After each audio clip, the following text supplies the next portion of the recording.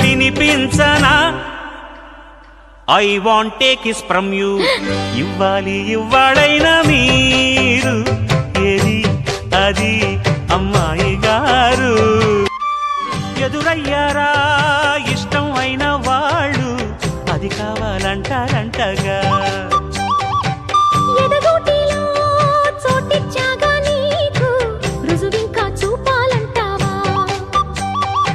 ఏమో గాని అది ఎక్కడుంది మీరేమనుకోనంటే నేనే వెళ్ళి తెచ్చుకొందునా